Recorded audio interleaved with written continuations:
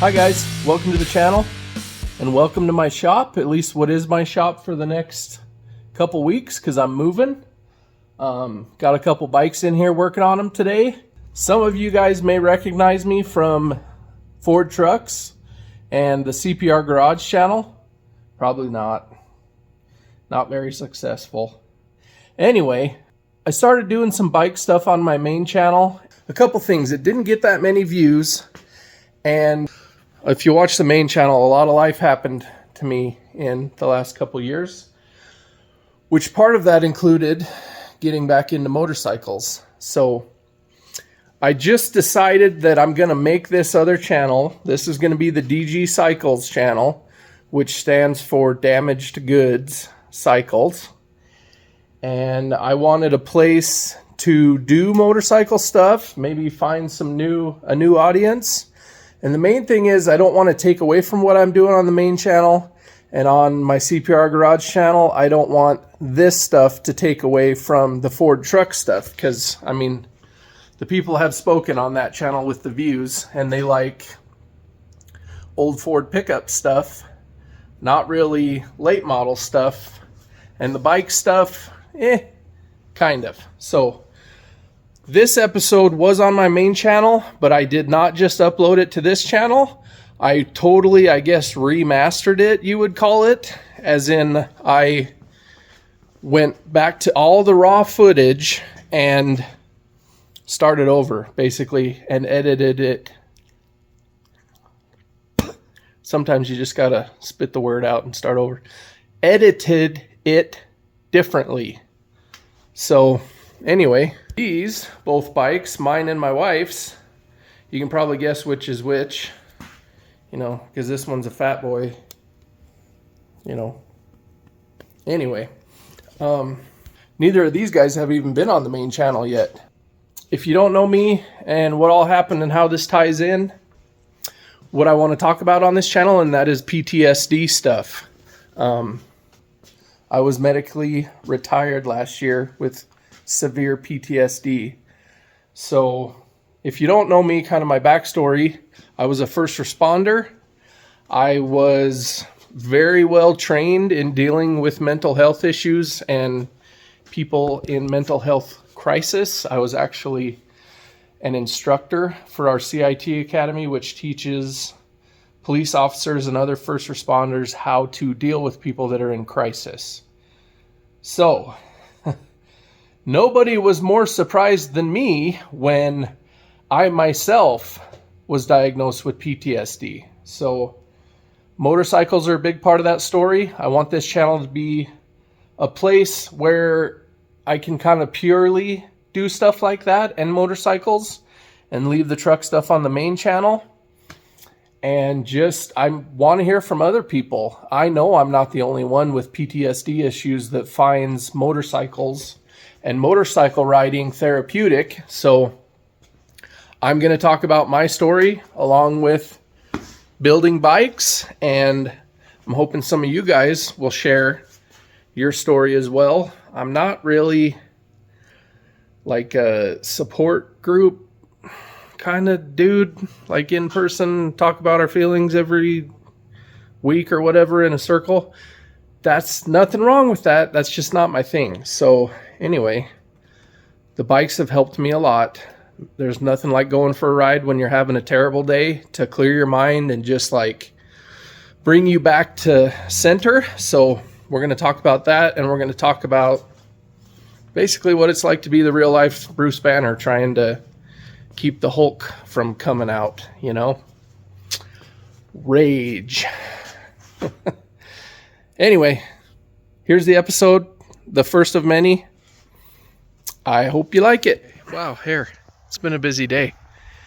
So, on this Harley adventure, here is bike number 1. It's also the oldest of the 3 that I want to look at. Arguably, possibly the sexiest. 2003, 100th anniversary, Softail Deuce. And I don't know what that blue color is, but I love it. The 100th anniversary's got this pinstripe that says Harley-Davidson, the emblems, and I think that's it. Obviously very well kept up, garage kept. I like it. I like it a lot. Since it's older, it does have the oil tank, has the 88 cubic inch twin cam, and a 5-speed. The other bikes are both going to be 96 cubic inch twin cams and a 6-speed. So on paper, they should be better. I really like how this one looks, but I don't want to sell myself short. So there's that, bike number 1.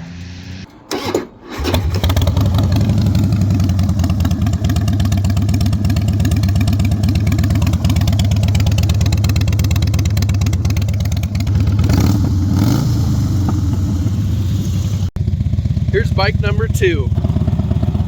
2011 Dyna Fat Bob, 9,600 miles. Totally stock.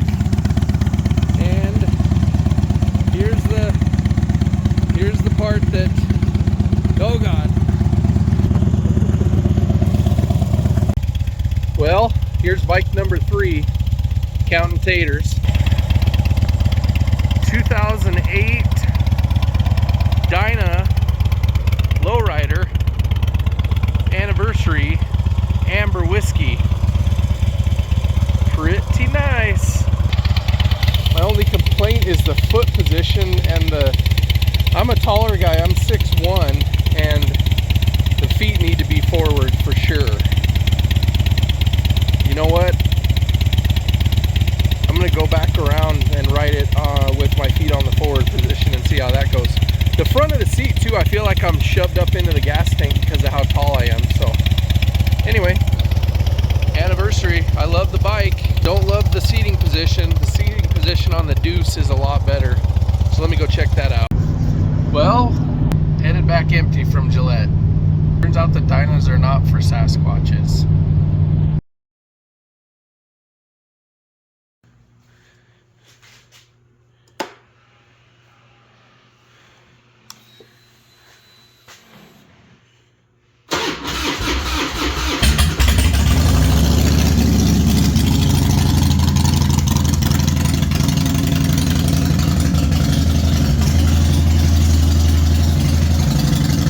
Okay, I'm out here for some actual wrench therapy. Here's the thing, if you're gonna buy a bike that's been sitting quite a bit over the last couple of years, even if they started every once in a while, even if they ran maybe a tank of gas through it over the last couple of years, this thing was spitting and sputtering a little bit on the low end, but it would clean up past like half throttle or so, especially at low RPM and low throttle input, just puh.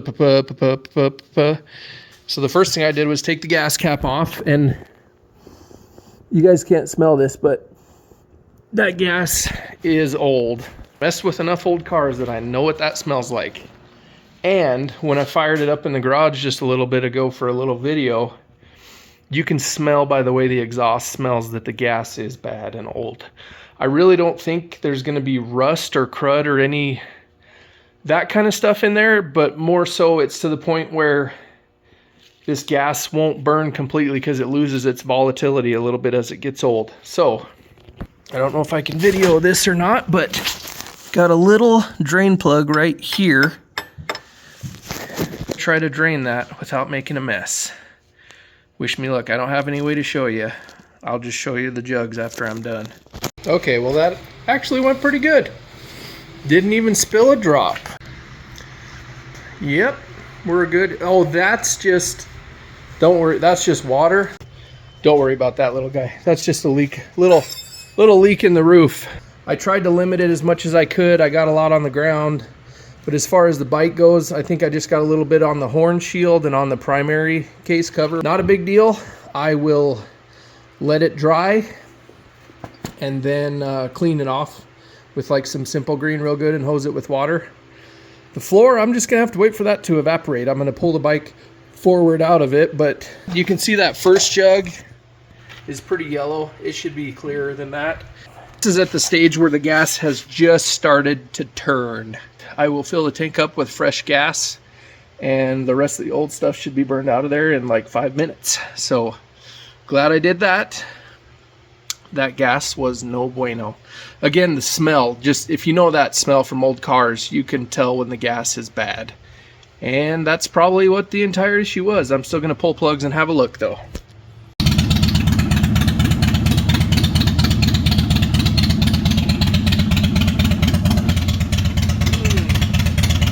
Count the taters.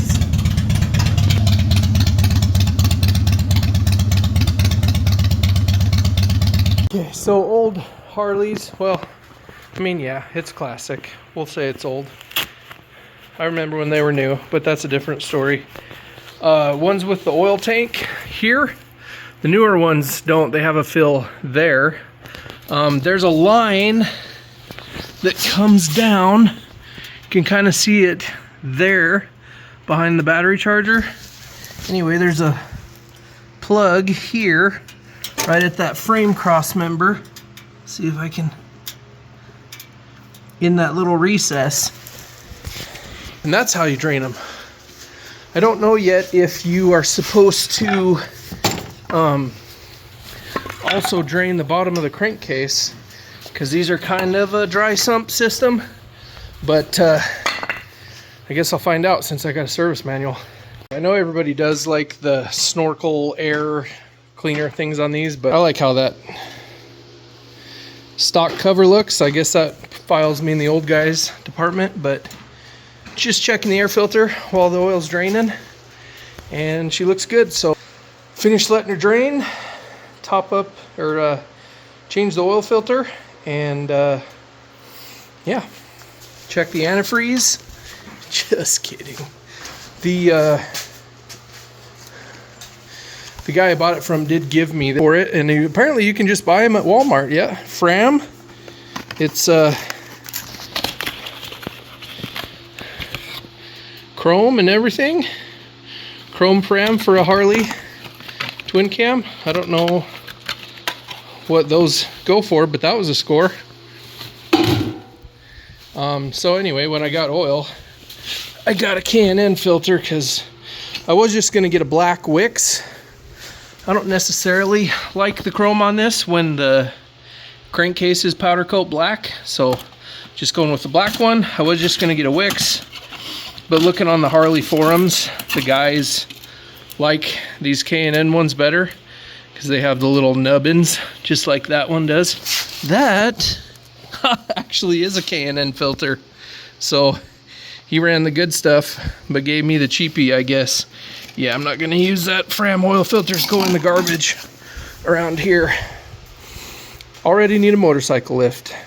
Put that on the list.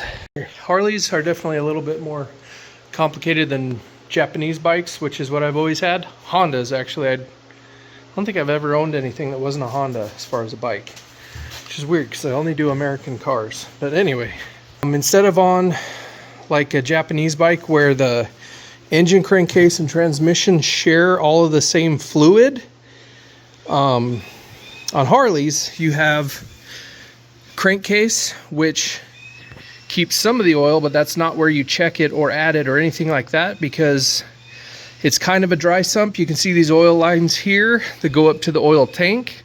So you add oil here and check it here, and you drain it down there from that remote hose. Transmission is here. This is the 5-speed. You check fluid here, which I just did. So you take that Allen out, and there's a little dipstick. It's clean and full, which he had said he had changed it with AMSOIL not too long ago. And then you also have the primary drive, which is in here. And you check the fluid by taking this cover off. And there's a drain somewhere here on the bottom. And this is an inspection cover, so there's a drive chain that's in here that drives. So this is the crankshaft spinning here, and this is the transmission input shaft. So you got a big old chain in there, which you're supposed to inspect at certain intervals. Here's your quick Harley lesson from somebody who's also a noob.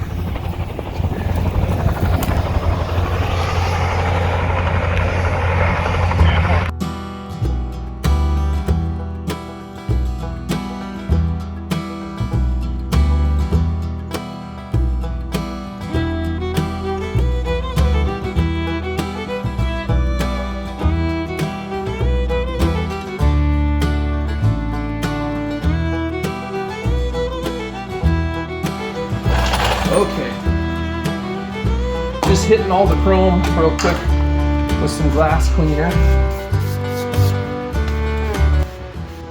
What happens with PTSD is after you get through the worst of it, basically trying to survive and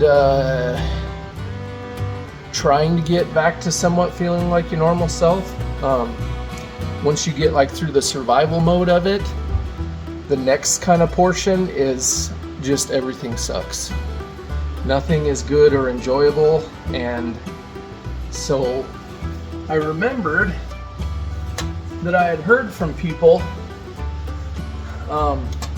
One guy in particular is a veteran who was a panelist in our CIT Academy. He was the person with PTSD who, you know, he said that when he was having a rough time because of what happened to him when he was serving, he would hop on the bike and just go. So that kind of flew back into my brain. Make sure you drop that on the ground.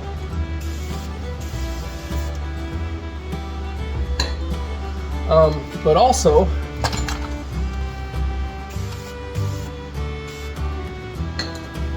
I got to reading a book. I'll show it to you in a minute here. The book's called The Body Keeps the Score. And it's written by a very smart guy who has been treating military vets since the late 70s. And so there was a part in that book where he talked about a guy who was a Vietnam vet who was having all kinds of problems, you know, alcoholism and other things, and, you know, rage and basically PTSD symptoms. And what that guy had told him is that the only time he felt good and felt alive was when he would hop on his Harley-Davidson and go blasting up through the hills and the canyons and whatever. And not saying that you have to get a Harley-Davidson, but I grew up riding bikes, and that really was a light bulb for me, because I was at that point wondering. First I read the book because, you know, I wanted to know why this happened to me, especially after being in 2 shootings. Why did it happen from the second one when I handled and recovered from the first one just fine? But I'm not gonna get into all that right now. But so I wanted to know why, and yeah, reading that book, the idea came to me. And I've had bikes before, and I've always wanted a Harley. And you know what? After you have a you only live once kind of year, I'm just like, it's gonna be a Harley. I'm sure I've done cooler things on a Tuesday night than listen to Johnny Cash and work on a Harley-Davidson, but I really can't remember when. So, adjusting the free play on the clutch because there was basically none. Not sure I actually needed to do anything in there, but oh well. Got the service manual. Basically, you back that off, lightly seat that stud in the middle, then back it off a half to 1 turn and torque the nut, which I've done. Cover needs to go back on. And then you take all the slack out of the cable here, which I already loosened. Then you loosen it until you have 1/8 of a 16th of free play here. The clutch was way too tight on this, which happens as they wear, because the little fingers on the diaphragm, as the clutch disc wears down, they come out farther and take up that slack. Same thing on a car, just as a clutch wears, it needs adjusted. So yeah, yay, deferred maintenance. So just tighten up the jam nut, covers back on, and this is what you should have, is about that much of a gap. And I had none before, which meant it was adjusted too tight. So that between 1/8 and a 16th. Another good way to tell, and the way I could tell it wasn't right, is you have about that much before it starts pulling the clutch cable, and I had none before. It would start pulling immediately when you pulled that. So boom, adjusted. What are you doing tonight? Just working on my Harley. No big deal. Okay, Bryce is here to help me with science. Now wave. It was facing me. Donna, a little bit too loud. So what I have is some ceramic muffler packing. I already pulled the baffle of these pipes. They're Vance & Hines long shots, I believe. Love the way they sound. Just a little bit too loud and a lot of cackling on deceleration. I could keep the sound pretty much the same, but decrease the volume by about 15%. That would be perfect. So let's do a start here. Bryce has got the decibel meter. For science, I will stand at the corner of the garage here both times. Do I need a key or is it unlocked? I don't know if it's going to focus on the phone. Okay. Go ahead. We'll do a cold start and then a couple revs. Wait, run.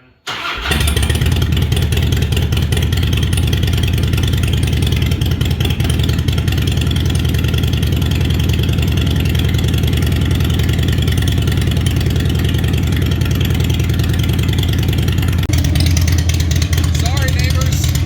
Okay, and hold that up so the phone can see it. Ready?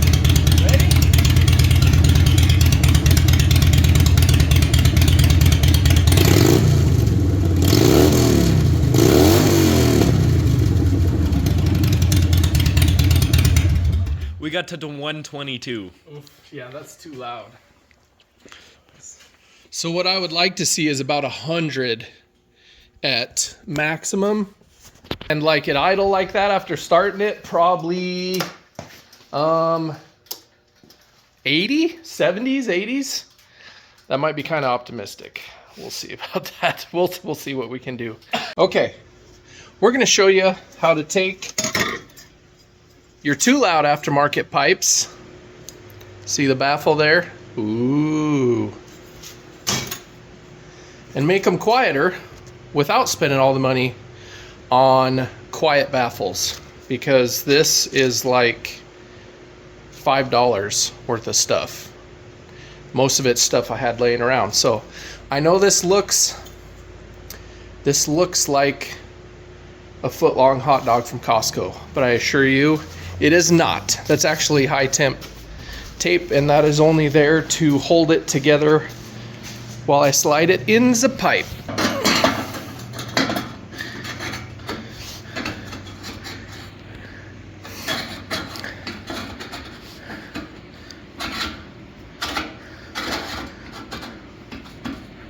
Okay, first of all, you're welcome.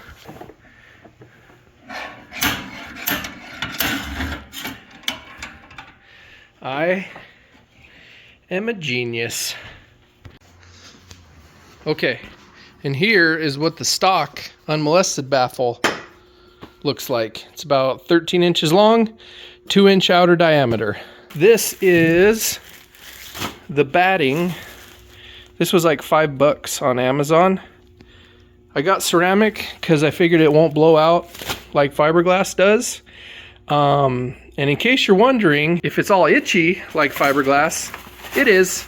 Yeah, wear gloves. We got these stainless steel zip ties, and then the hot dog wrap you saw on the other one was like HVAC silver tape. It's really just to hold it while you're putting it in the pipe. You don't really need it once it's in there, because this stuff will be trapped in between the baffle and the outer wall of the pipe. So anyway, here we go. Now that I got her dialed, I'll show you how I make this one.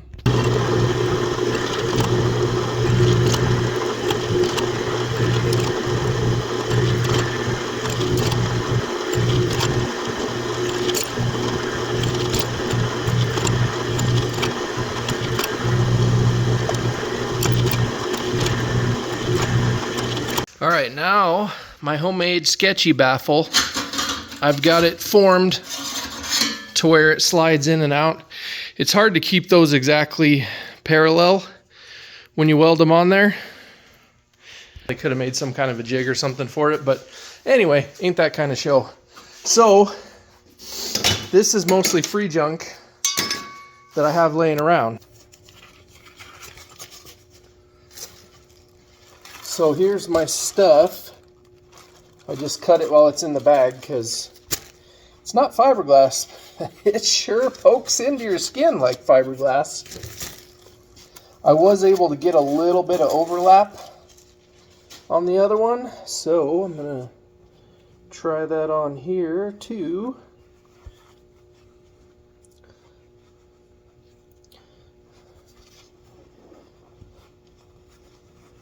And you gotta get it nice and tight.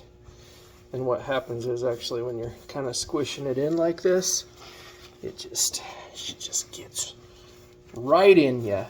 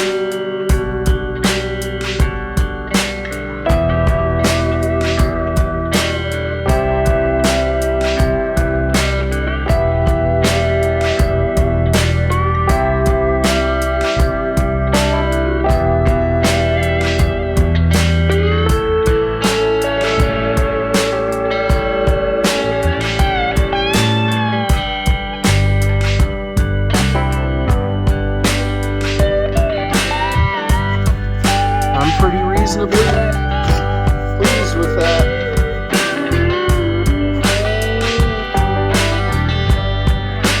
So there you go.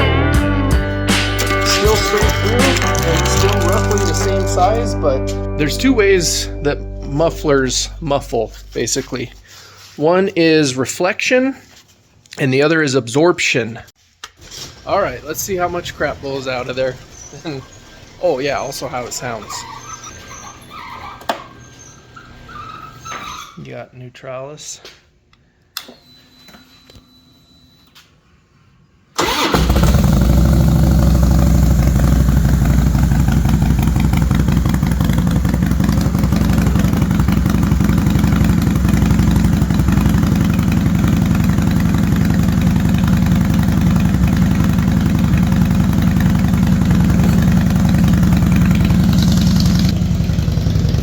Sounds a little quieter.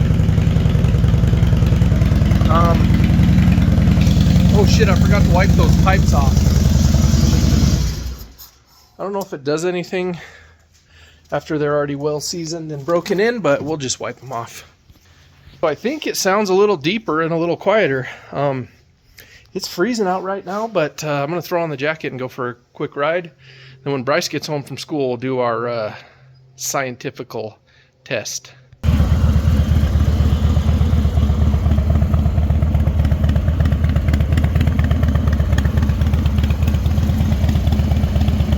Well, at first glance, without any science, mission accomplished. Definitely less cackling on D-cell, and it sounds a little deeper, less bark, and a little quieter. I think I nailed it. Is any of the stuffing coming out? No, it doesn't look like it. It does have a bit of a smell, but I think I'm calling that a win. To my ears, it sounds a lot quieter. Do you want to hazard a guess on how many decibels it is quieter? How much was it last time? 124? It was last Yeah, time. 122 was the peak, and just idling was like 90 to 94, I think. Okay, well, I don't know. I don't do a lot with decibels. I'm gonna say 8. 8 decibels minus. Oh, 8 less. Okay. I was like, no. Oh, that's the camera. Did you cover it? Not a little bit. Okay, are you holding that up? I will. I don't know. It's focusing on the bike. There we go.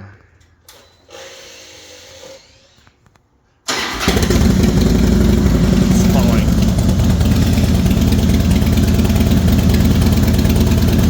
Holy crap!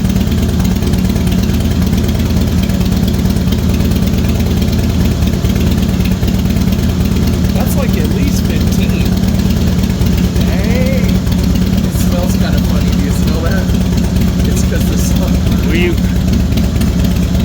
Yeah, are you ready? For what? Oh, yeah.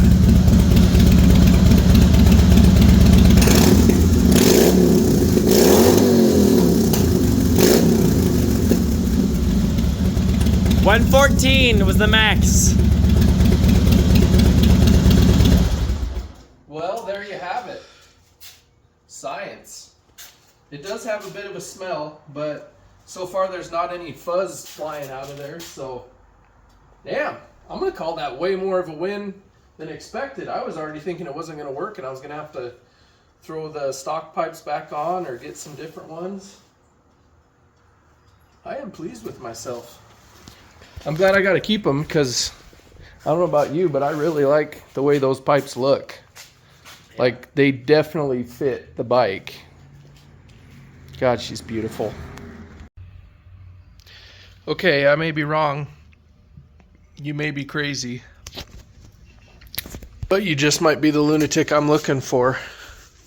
But anyway, that may be wrong, but the filter was clean, but it looks like an oil type K&N type of filter, which is very common on motorcycles, even from like the 70s. So dirt bikes anyway, I'm used to dirt bikes. I went ahead and oiled it because I have K&N oil filter oil. So don't know if that's right or wrong, but there you go. Got to put this little anti-rattler Chingus guy back on and my stock cover back on, which I'm keeping. I did pull those new plugs again after a long highway ride, and they are lean for sure. So this just has whatever canned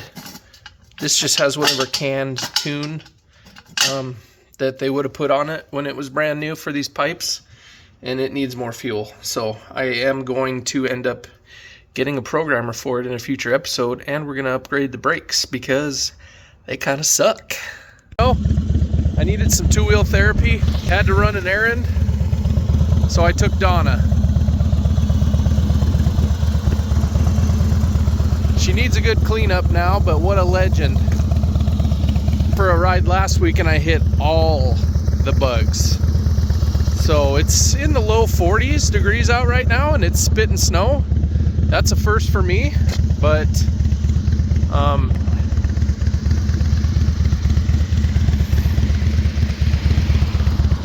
you know, when you need a ride, you need a ride. So I'm gonna ride as more as I can stand and then head home. Money doesn't solve your problems, but it's hard to have a bad day when you're riding your Harley. So this is the book, The Body Keeps the Score. So basically the gist of it is PTSD treatment. And you know what, even if you don't have PTSD and you're somewhat related to mental health, or you deal with people that have it, like patrol police officers deal with people that have it, it's a good book to read to help you understand what goes on with it and why, because I had a lot of misconceptions about it even after sitting and hearing people that have PTSD talk about it more times than I can count. I took that guy's advice, and when I have a real bad day and I'm really not feeling good mentally, go get on the bike and go for a ride. And man, it doesn't fix your problems, but it clears your head and you definitely feel better. So my very last shift at work, my very last call was a fatal officer involved shooting where a guy tried to kill me and my partner. I had been a deputy for almost 10 years at that point. And thank you, Plane. Thanks, Dusty Crab Hopper. When you're used to serving and helping people and then it just comes to a sudden stop and it's not your call, you gotta dig pretty hard to try to find some purpose in life. And I think I'm starting to find it. So not only are we gonna keep doing the things we've been doing, but getting into bikes and hoping to get other people into bikes. You know, I want you guys to have an extra coping skill as well. Whew. I hope I covered everything without getting too heavy on you. So anyway, I'm gonna ride us out of here. Thank you guys for watching. If you like the bikes, again, let us know what you ride, or just if you like them and want to see more, please consider subscribing. Take care of yourself whichever way you see fit, as long as it's healthy, and we'll see you on the next one.